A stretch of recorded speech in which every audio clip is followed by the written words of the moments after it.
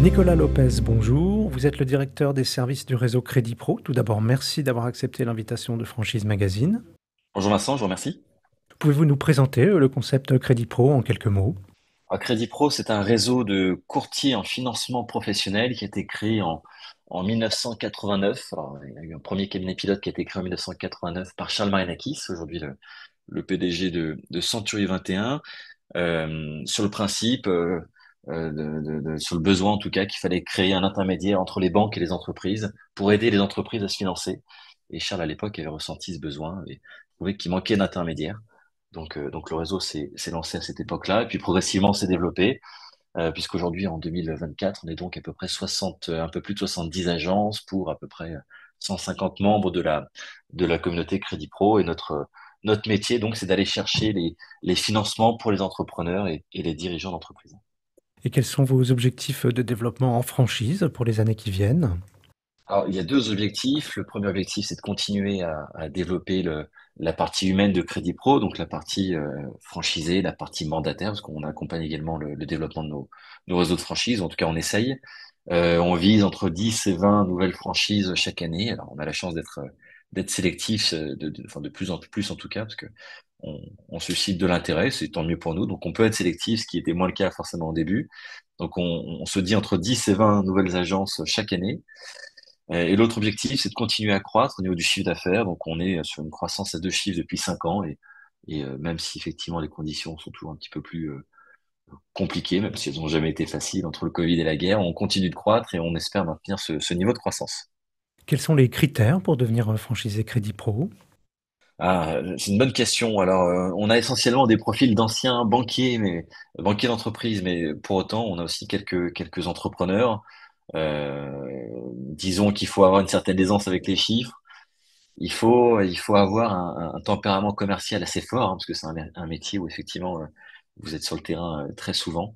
Donc je dirais que si vous avez un tempérament commercial avéré, que vous êtes pas mal habile avec les chiffres et que vous êtes un peu curieux de tout ce qui tourne autour de vous dans votre périmètre local, c'est-à-dire si vous avez envie d'être un acteur majeur du financement des entreprises de votre région, bon, bah, vous avez trois qualités pour réussir chez Crédit Pro. Quelle formation vous apportez à vos nouveaux franchisés? On apporte 3 semaines. Alors, on apporte plusieurs choses. La première, c'est une formation d'entrée, hein, 3 semaines qui serait partie de la façon suivante. On a 2 semaines en présentiel et une semaine euh, chez l'un de nos franchisés. Pour autant, la formation, c'est un point important. On a l'agrément Calliope, on est en train de développer une plateforme e-learning. Donc, on a aussi l'ambition de pouvoir accompagner le développement de nos franchisés et des mandataires et des salariés et des alternants de façon continue. Donc, la formation est un point important. Est-ce qu'il faut un local commercial avec vitrine pour exercer l'activité?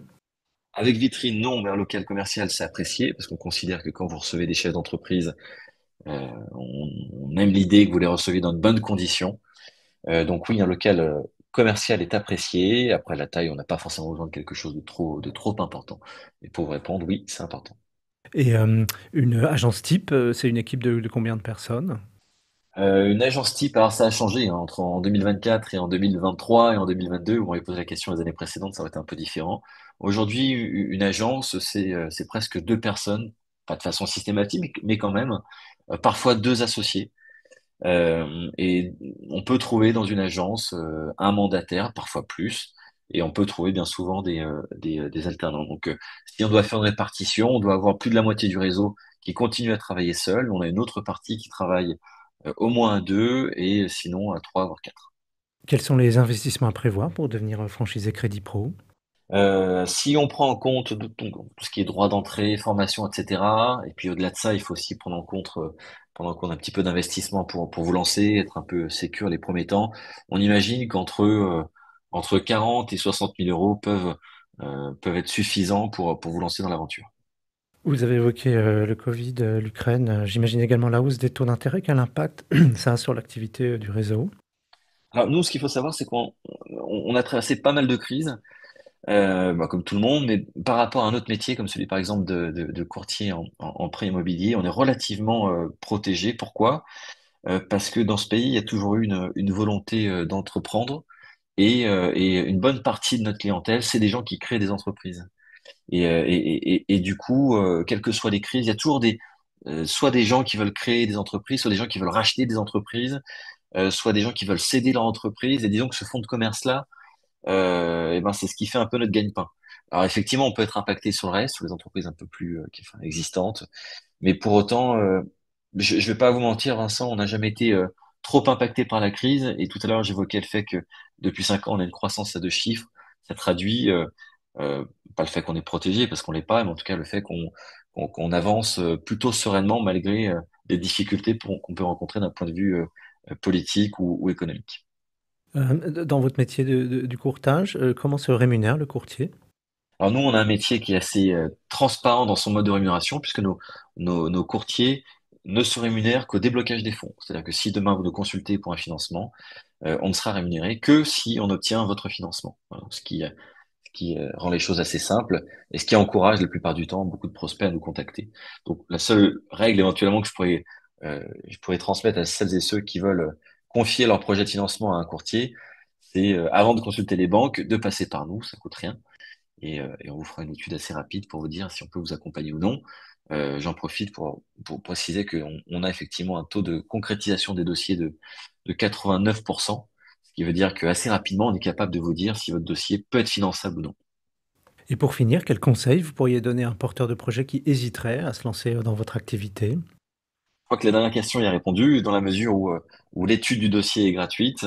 Ça va vous coûter un petit peu de temps de transmettre votre dossier, en tout cas de contacter un expert Crédit Pro pour analyser votre situation. Donc vous avez absolument rien à perdre, si ce n'est peut-être 1 heure de votre temps, et encore que dans le cadre d'un projet de développement d'entreprise, de financement d'entreprise, c'est toujours bien d'avoir également le son de cloche d'un expert en financement tel que les franchisés Crédit Pro. Donc vous avez pas grand-chose à perdre en vrai. Alors là, c'était votre conseil aux porteurs de projet qui sollicitent un financement et pour ceux qui hésitent à rejoindre le réseau et devenir franchisés? Tout à l'heure, on précisait les caractéristiques qui peuvent faire de vous éventuellement un futur franchisé Crédit Pro, hein, c'est-à-dire un tempérament commercial, une certaine aisance avec les chiffres. Euh, Beaucoup de gens aujourd'hui souhaitent se lancer sur la franchise parce que c'est un modèle qui est plutôt sécurisant. Et nous, on propose en plus de la formation une vraie vie, une vraie animation de réseau, une vraie vie d'entreprise. Si demain vous considérez que vous avez effectivement ces compétences-là, donc je les rappelle, tempérament commercial, aisance avec les chiffres, si vous souhaitez vous lancer en tant qu'entrepreneur et que vous avez ciblé la franchise comme le bon modèle pour vous, moi je vous conseille de nous contacter, d'échanger. On a 2 personnes au développement qui peuvent vous répondre, qui peuvent soulever, alors, la chance qu'on a, et je le précise encore une fois, excusez-moi, c'est que aujourd'hui on est assez sélectif. Donc si vous nous contactez, on vous dira assez vite si vous avez un profil qui peut correspondre à celui d'un franchisé Crédit Pro ou non. Donc voilà, vous n'avez rien à perdre, contactez-nous, on discutera et on fera le point ensemble. Merci beaucoup Nicolas Lopez. Je rappelle que vous êtes le directeur des services du réseau Crédit Pro et que votre actualité est à retrouver notamment sur les sites Franchise Magazine et AC Franchise. Merci Vincent.